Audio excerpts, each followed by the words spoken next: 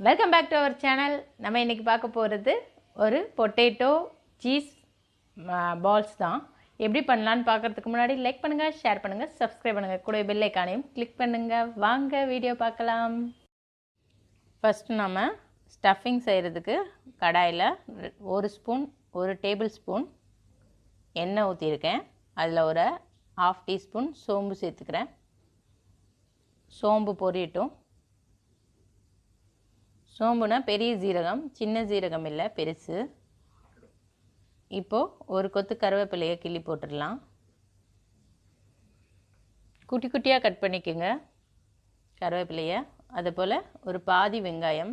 நான் இன்றைக்கி ஒரு ஆறு சீஸ் பால் தான் பண்ணுறேன். ஸோ அதுக்கு தகுந்த மாதிரி நான் வெங்காயம் போட்டிருக்கேன். நீங்கள் எந்த அளவுக்கு குவான்டிட்டி எடுக்கிறீங்களோ அவ்வளோக்கு வெங்காயமும் அதிகமாக சேர்த்துக்கோங்க. ஒரு பொட்டேட்டோ, அதுக்கு தான் நான் பாதி வெங்காயம் சேர்த்துருக்கேன். இப்போ இது வதங்கட்டும். இதுக்கு நடுவில் நம்ம ஒரு 3 பூண்டை குட்டி குட்டியாக கட் பண்ணி இதில் சேர்த்துக்கலாம். ஏன்னா உருளைக்கிழங்கு கேஸு, அதனால் நம்ம பூண்டு இதுக்கு சேர்த்துக்கணும்.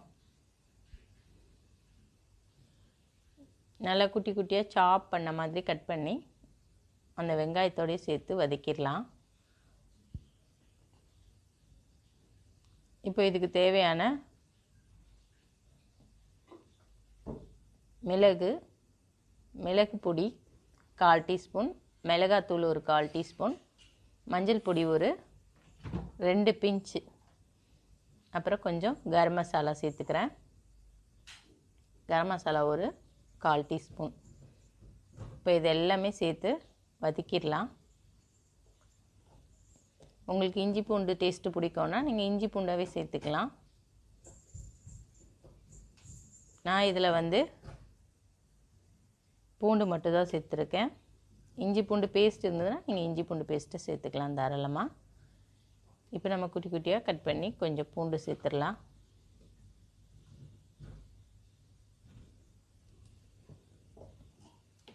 நல்லா வதங்கட்டும்.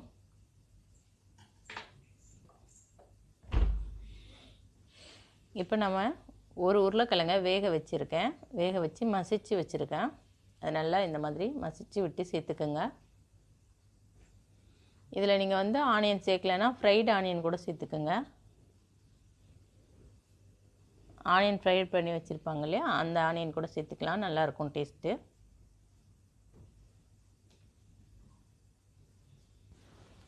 இன்னும் கேரட்டு, பீன்ஸு அந்த மாதிரி காய்கறிகள் இருந்தாலும் நீங்கள் இதில் தாராளமாக சேர்த்துக்கலாம். குட்டி குட்டியாக கட் பண்ணி இதில் ஆட் பண்ணிக்கிட்டால் இன்னும் டேஸ்ட்டாக இருக்கும். அதே நேரத்தில் நமக்கு வெஜிடபிள்ஸ் உள்ளே போன மாதிரியும் பசங்களுக்கு தரும்போது வெஜிடபிள்ஸு சேர்த்து கொடுக்கலாம். பட்டாணி எது வேணாலும் நீங்கள் சேர்த்துக்கலாம். இதில் நம்மளோட ஐடியா தான். என்னென்ன வெஜிடபிள்ஸ் உங்களுக்கு பிடிக்குமோ அதெல்லாம் நம்ம இதில் ஆட் பண்ணி சேர்த்துக்கலாம். இதுக்கு தேவையான உப்பு சேர்த்துடலாம். நம்ம இந்த ஸ்டஃப்பை எதில் பண்ண போகிறோன்னா, நம்ம ப்ரெட் இருக்கு இல்லையா, ப்ரெட்டை லைட்டாக நனைச்சிட்டு நீங்கள் அதில் அப்படியே இது மாதிரி பண்ணிக்கலாம்.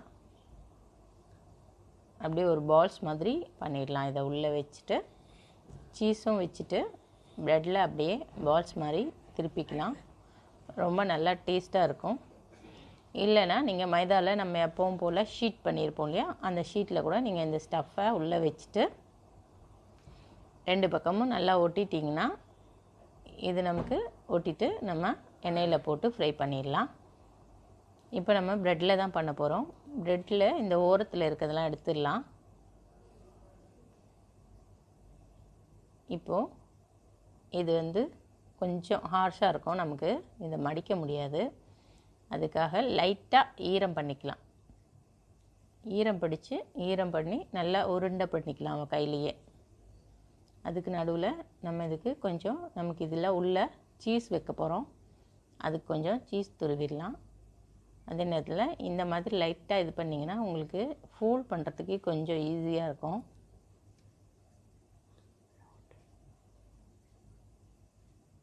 அதனால் நம்ம இது லைட்டாக தேய்ச்சிக்கலாம். தேய்ச்சிட்டோன்னா நமக்கு கொஞ்சம் ஈஸியாக இருக்கும். ஏன்னா முழுசாக அந்த ப்ரெட்டை நம்மளால் மடுக்க முடியாது, ரோல் பண்ண முடியாது, அதை ரவுண்ட் பண்ண முடியாது. இதை நீங்கள் ரோல் மாதிரி ஆச்சுன்னா கூட நீங்கள் அந்த மாதிரி ரோல் பண்ணிக்கலாம்.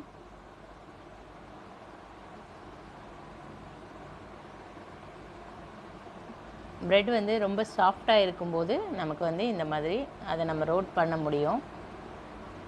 அதே போல் சமோசா சீட் இருந்ததுன்னா நீங்கள் அந்த சமோசா சீட்டில் கூட இதை வந்து மடித்து மைதா பேஸ்ட் வச்சுட்டு நீங்கள் ஒட்டிக்கலாம் சைடில்.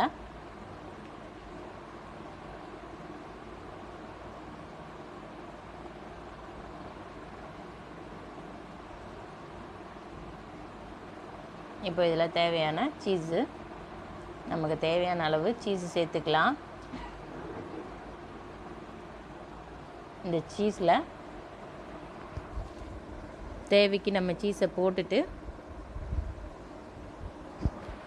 அதுக்கு மேலே நம்ம அந்த ஸ்டஃபிங் வச்சிடலாம். உள்ளே நம்ம ரெடி பண்ணி வச்சுருக்கோம் இல்லையா, அந்த ஸ்டஃபிங் வச்சுட்டு நல்லா அழகாக கையில் வச்சு உருட்டை பிடிச்சிக்கலாம். உங்களால் இந்த ப்ரெட்டில் மடிக்க முடிஞ்சால் மடித்து நீங்கள் ஆயிலில் போட்டிருக்கங்க, உங்களோட ஐடியா தான். என்னோடய ப்ரெட் வந்து கொஞ்சம் ட்ரை ஆன மாதிரி இருக்கிறதுனால என்னால் அதை ஃபோல்ட் பண்ண முடியல. ஸோ நான் வந்து இந்த மாதிரி உருட்டிட்டேன் கையில். உள்ள ஸ்டஃப் வச்சு இந்த மாதிரி பால்ஸ் மாதிரி பண்ணிட்டேன். இப்போது நம்ம இதை வந்து இன்னொரு முறையிலையும் பண்ணலாம். இந்த மாதிரி பால்ஸ் பண்ணிவிட்டு மைதா மாவு பேஸ்ட்டில் அதை உருட்டிட்டு மேலே ப்ரெட் க்ரம்ஸில் அப்படியே உருட்டி எடுத்து அப்படியும் நம்ம ஃப்ரை பண்ணிடலாம் ஆயிலில் போட்டு. உங்களோட ஐடியா தான், எப்படி இருந்தாலும் இது மாதிரியும் பண்ணலாம், அந்த மாதிரியும் பண்ணிக்கலாம்.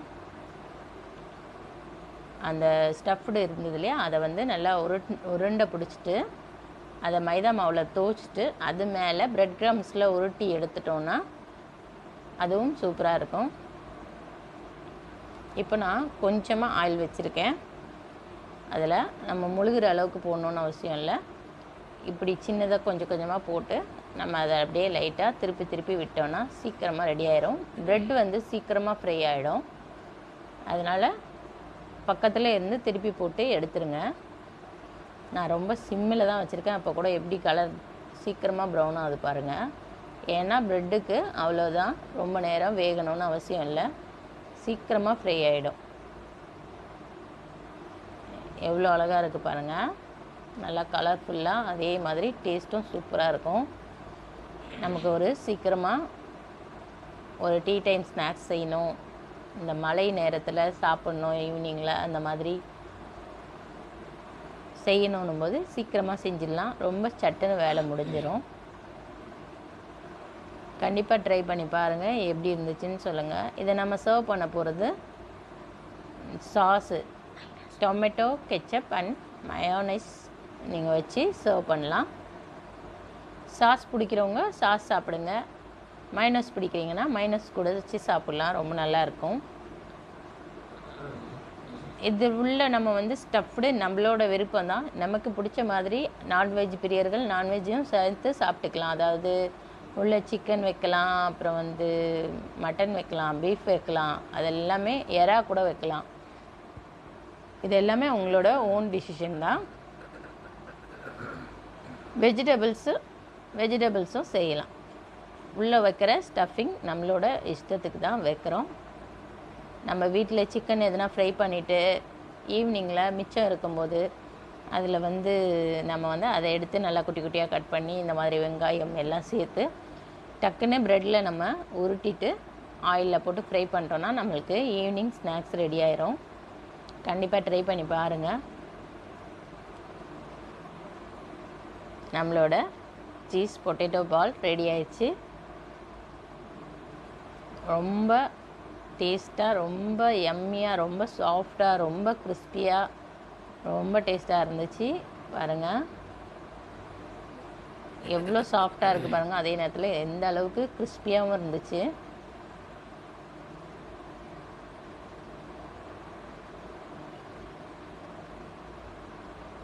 ரொம்ப சீக்கிரமான ஒரு டீ டைம் ஸ்நாக்ஸ் ரெடி ஆயிடுச்சு. எவ்வளோ நல்லா இருக்குது பாருங்கள், அந்த சீஸ் எல்லாம் சேர்த்து மொசரோலா சீஸ்னால் இன்னும் நமக்கு இழுக்கிற மாதிரி வரும். எல்லாரும் வீடியோ பார்த்துருப்பீங்க, கண்டிப்பாக ட்ரை பண்ணி பாருங்கள். எப்படி இருந்துச்சுன்னு கமெண்ட்டில் சொல்லுங்கள். லைக் பண்ணுங்கள், ஷேர் பண்ணுங்கள், சப்ஸ்கிரைப் பண்ணுங்கள், கூட பெல் ஐக்கானையும் கிளிக் பண்ணுங்கள். தேங்க்யூ ஃபார் வாட்சிங்.